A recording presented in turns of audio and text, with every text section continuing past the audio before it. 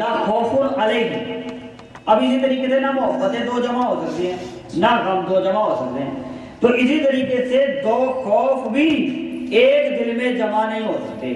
وہ خوف کس قسم کے ہیں؟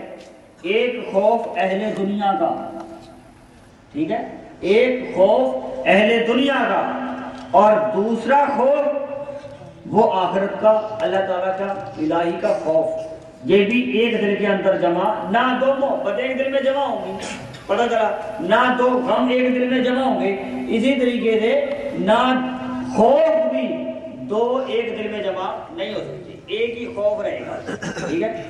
اچھا جی، اب فرمان اللہ تعالیٰ نے فرمایا کہ اگرچہ ایک بات یہاں پہ ایک نقطہ اور میں سمجھا دوں آپ کو، جو بندہ دنیا سے ڈرتا ہے، یاد رکھ لو یہ بات، پلو باندھ لو، جو بندہ دنیا سے ڈرتا ہے وہ اللہ سے نہیں ڈرے گا۔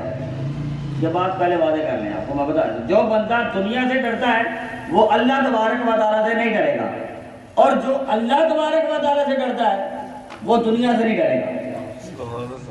یہ بات یاد رکھ لیں کہ جو بندہ اللہ تبارک و تعالیٰ سے ڈرے گا وہ دنیا سے نہیں ڈرے گا، کسی سے بھی، کوئی کچھ بھی کہے گا ہمیں پرواہ نہیں، ٹھیک ہے جی، بھائی پرواہ نہیں تو پھر ڈرنا کس چیز کا؟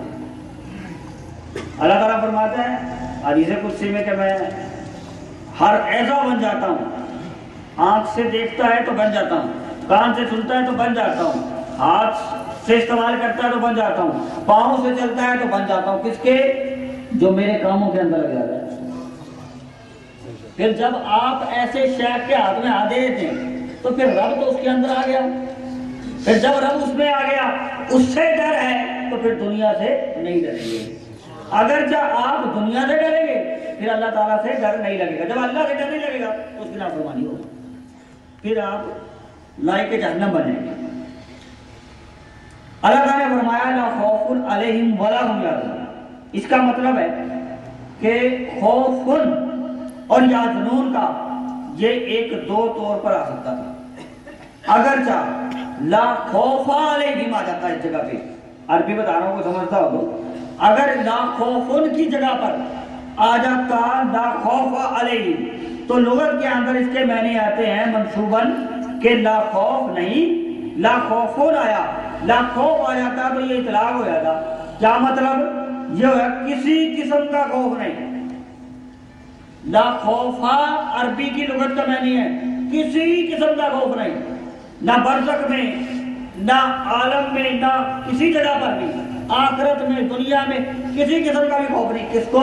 لا خوفا لغت کے اندر آ جاتا۔ اب کوئی عربی جانتا ہو تو بیٹھا تو میں بتا دیتا ہوں، ٹھیک ہے۔ اگرچہ اللہ تعالیٰ نے فرمایا لا خوفن، لا خوفن کا مطلب ہے کہ ایک باقی خوف نہیں ہوتے، ایک خوف ہوتا ہے، ٹھیک ہے۔ آپ نے یہی سنا ہے کوئی خوف نہیں ہے، وہ خوف نہیں ہے تو پھر آتا لا خوفا، ٹھیک ہے، لیکن یہ نہیں فرمایا لا خوفن جمع آ جاتی ہے۔ جب لا خوفن جمع آ جاتی ہے تو پتہ چلا کہ ایک قسم کا خوف ہے، وہ خوف کون سا ہے؟ وہ آخرت کا خوف ہے۔ دو خوف جیسے دو دل میں جمع نہیں ہوتی، دو محبتیں جمع نہیں ہوتی اور دو غم جمع نہیں ہوتے، اسی طریقے سے دو خوف بھی جمع نہیں ہوتے، کہتے لا خوف ہر خوف سے پاک، لیکن لا خوفن ایک خوف رکھ دیا جاتا ہے۔ فرمایا ایک قسم کا خوف دوسری قسم کا خوف ہوتا تو اللہ تبارک و تعالیٰ دنیا کا کوئی خوف نہیں ہوتا، سب سے محفوظ کر دیا جاتا، لیکن یہاں پر فرمایا کہ خوف ڈال دیا جاتا ہے۔ کس کا خوف ڈال دیا جاتا ہے؟ اپنا، اپنی محبت کا خوف، ناراضگی کا خوف، پیار کا خوف ڈال دیا جاتا ہے، اور پھر ہوتا کیا ہے؟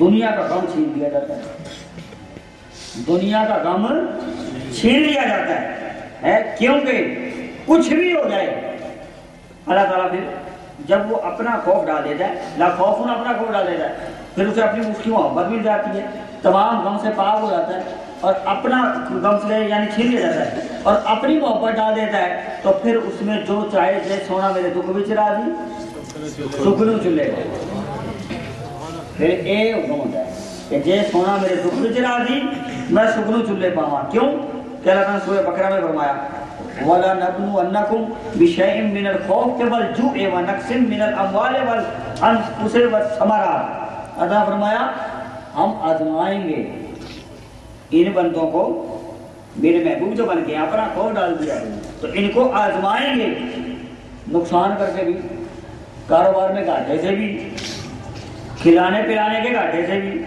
ٹھیک ہے۔ اب اللہ تعالیٰ نے فرمایا ہر قسم کی کمی سے دنیا میں دکھ دے کے بھی آزمائیں گے۔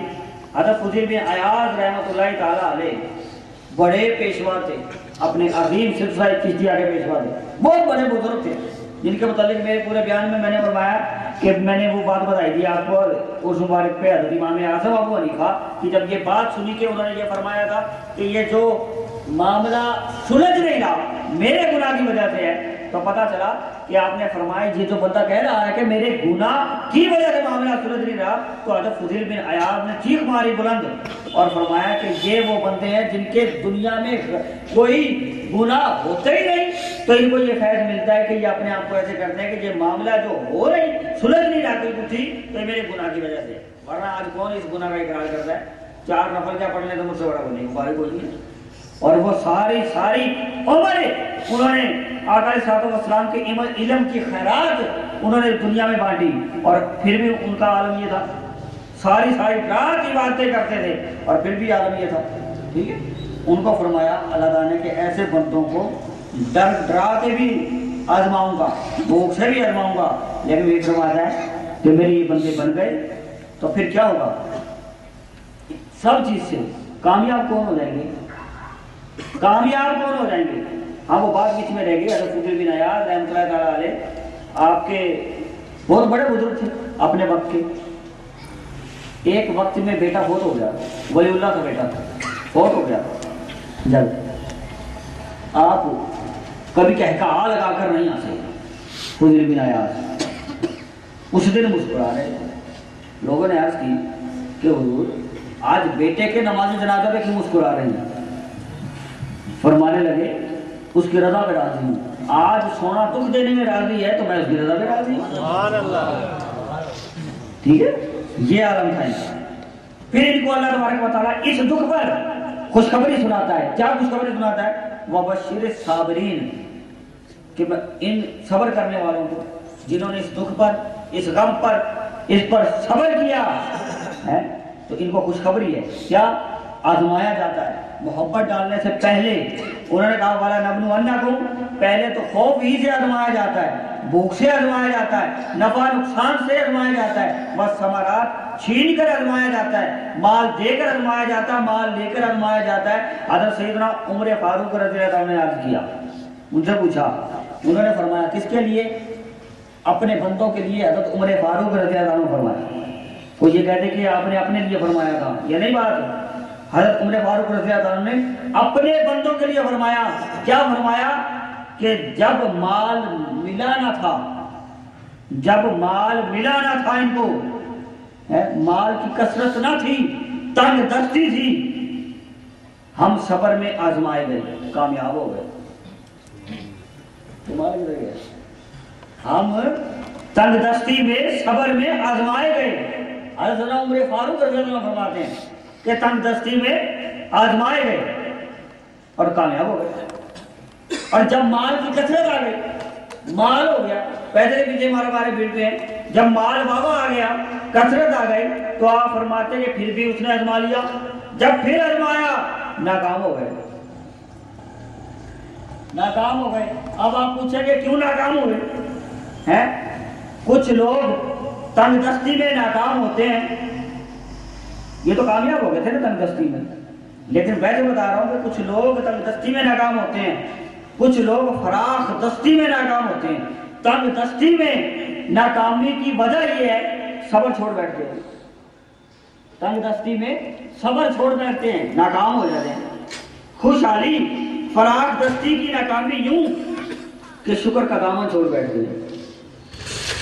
جب پیسہ آ جاتا ہے، کثرت ہو جاتی ہے، تو اس میں ناکامی کی وجہ کہ شکر کا دامن چھوڑ بیٹھتے ہیں۔ اس کرم کا تیرے کروں شکر ادا، شکر کرم ایک کا بھی ادا ہو نہیں سکتا۔ جب تک بکے نہ تھے تو کوئی پوچھتا نہ تھا، تو نے خرید کر مجھے انمول کر دیا۔